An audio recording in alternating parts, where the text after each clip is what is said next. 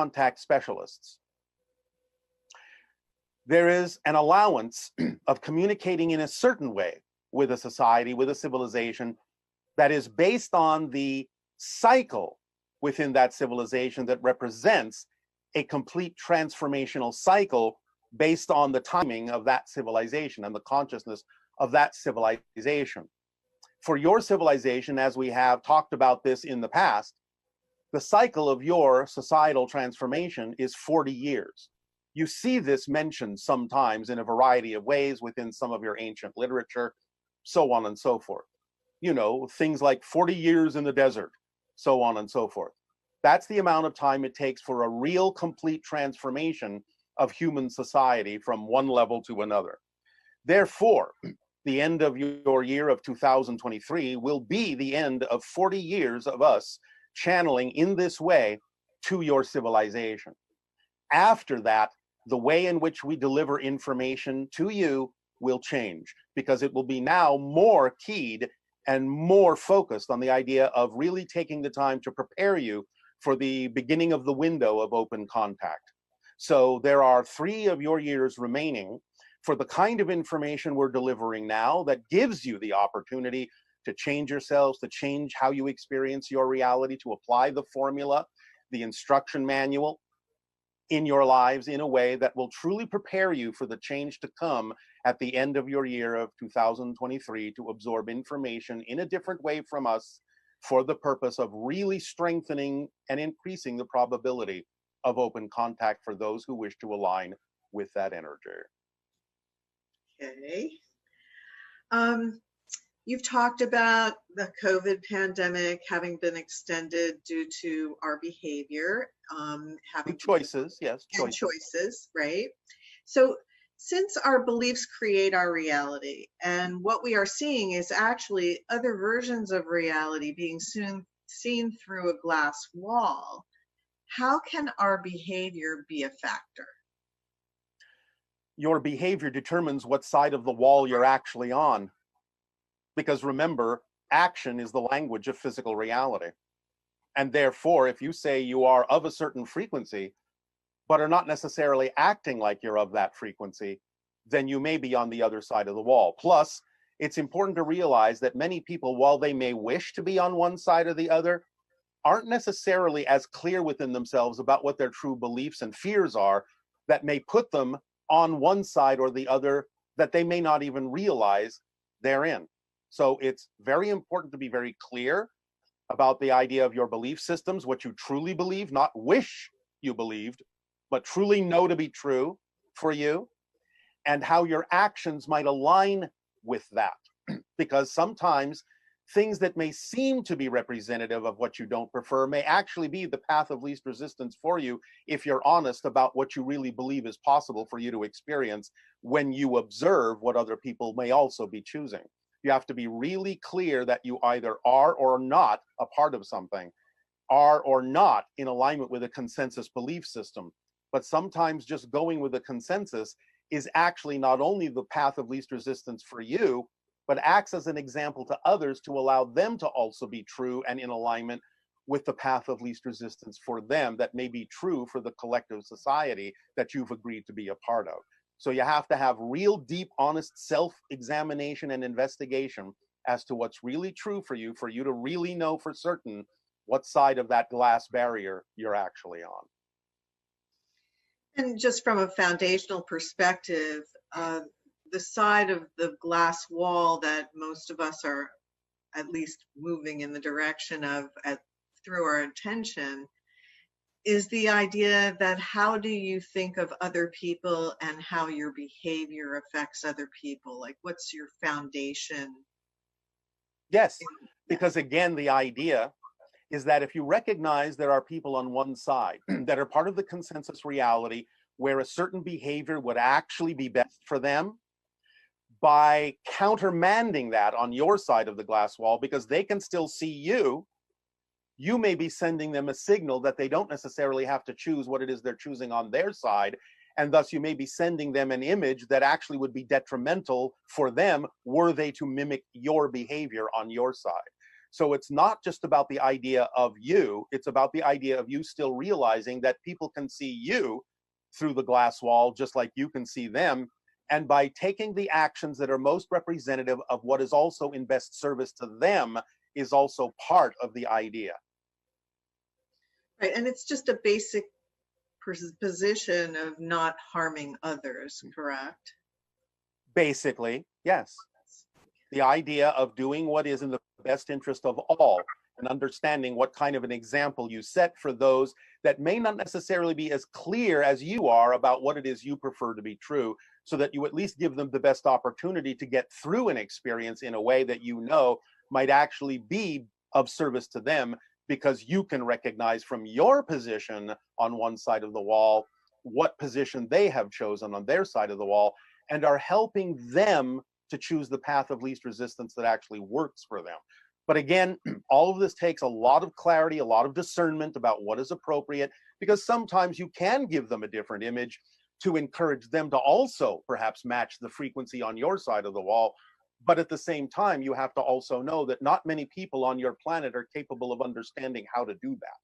Therefore, it's like teaching a child to say, all right, well, this is the behavior that you need to exhibit now because I understand the limits of your belief system, and I will help you with that by being an example of the behavior that you need to exhibit. At the same time, I will encourage you to understand how to change your belief system so that you don't necessarily have to exhibit that particular behavior if it's really not in your best interests ultimately as you mature. So it takes a great deal of maturity and a great deal of discernment to understand how to orchestrate the living example that you choose to be to others, to help them in the best way, to be of service to them in the best way, to allow them to go through the eye of the needle in the most effortless way. Okay, thank you. Yes. Because of parallel realities and the amount of people that believe the virus was man-made, does that also mean that there's a parallel reality where the virus was man-made, and then another parallel reality where it was created from the destruction of ecological systems? And anything in between. Yes, all those parallel realities exist. But this is what we're going to say about that. It doesn't matter. Because the idea, whether or not you want to say that the virus was man-made, or whether the virus is simply an opportunistic organism that was created or at least was unleashed because of the damage done to the environment, what's the difference in terms of human responsibility? None. So the idea is to simply focus on the idea of taking more responsibility for the choices that are made, because whether or not the destruction of your environment unleashed the virus, or whether or not it was man-made and was accidentally or purposely unleashed, matters not when you understand that the bottom line to all of those scenarios is to take responsibility for the idea of the acceleration of the virus, since it is still connected in some way, shape, or form to the choices that humanity has made. Therefore, by taking some responsibility in some way, shape, or form, it doesn't matter what the real origin is. It matters that you understand how to take responsibility and how to make different choices by learning the lessons that you learn by taking responsibility and having a different reality, because you then choose to do things differently than you have done before. No matter what course was taken, it still ends up being the same understanding. Okay, thank you. Yes. One individual is saying, I'm confused about the real difference between choosing the reality we want and denying what is. They are paradoxically opposed. For instance, in subjects concerning evil forces on Earth and beyond, how can we really choose what we want without being in denial of what is? All right, well, first of all, the opposition that you're sensing is because of the terminologies that you're choosing to identify these things with. It's not about what you want, it's about what you need, first of all. And you're not denying the present by preferring a different reality. The only way you can actually experience a preferential reality is not by denying what is, but by using it in the most creative and positive way. That's why it's so important in the formula, in the fourth step, to stay in a positive state, even if what manifests is something you don't prefer. because only by staying in a positive state will you be capable of getting a benefit from it, of learning a lesson from it, and letting it go away because you've used it up for the purpose it was there. Because you have to know that even if something manifests you don't prefer, it's got to be there for a reason that could serve you. Only by staying in a positive state will you figure out how it can be serving you. By going into a fear-based state and denying what's happening in the present, it can't serve you, and you only get, quote unquote, stuck in the negative spiral, thinking that it doesn't belong there when in fact it does, for some reason. But you get to determine what that reason is, positively or negatively. So it's not about wanting a different reality, although preference can come into it, but preference is a non-judgmental neutral state. It's simply a recognition of what is and isn't vibrationally compatible with you. So drop the wanting, because wanting is often the product of the negative ego, thinking it knows best what the outcome should look like when it absolutely has no clue whatsoever most of the time. But if you understand how to focus on getting what you need in life that comes to you will always fulfill you and always propel you in the direction of the preferred reality.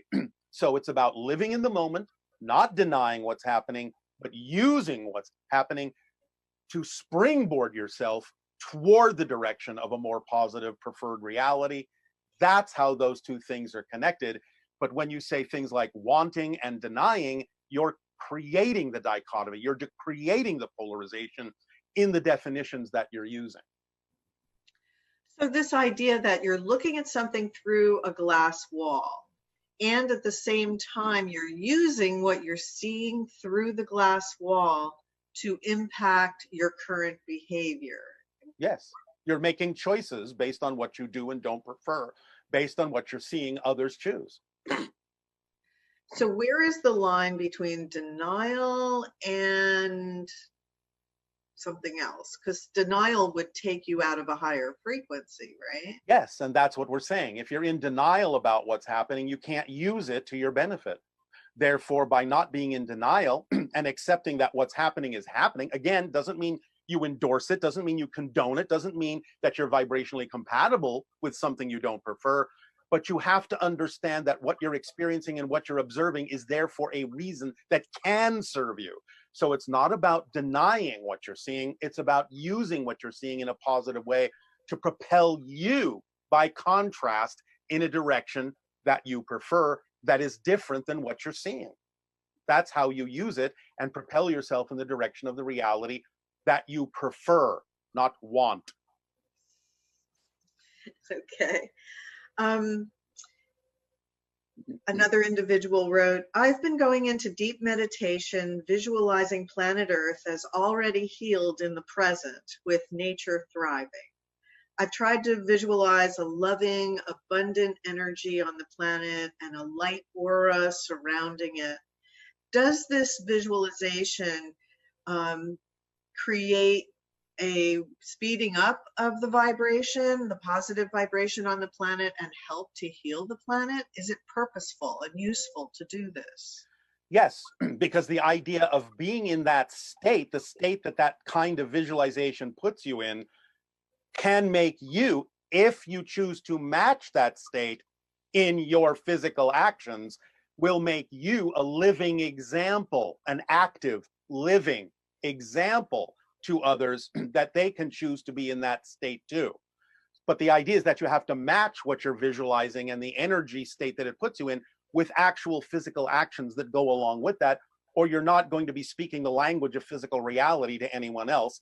They won't see you as a living example if your actions don't match the vibration of your visualization. Okay, thank you. Yes. And our last question is, there are more than 7 billion people on Earth and only a small percentage that are aware of Bashar. Yes. Is there anything special that relates to all the people that listen to or know Bashar? For the most part, with very, very few exceptions, those that find our particular vibration and delivery of information, most likely, and it doesn't mean we're the only one, but most likely will have some connection to the hybridization agenda. Thank you, Bashar. Thank you, Tadeo. Really enjoyed our communication, and I'm sure thank you from everybody else who's been listening. Thank you, Nania. Now please enjoy the remainder of the transmission.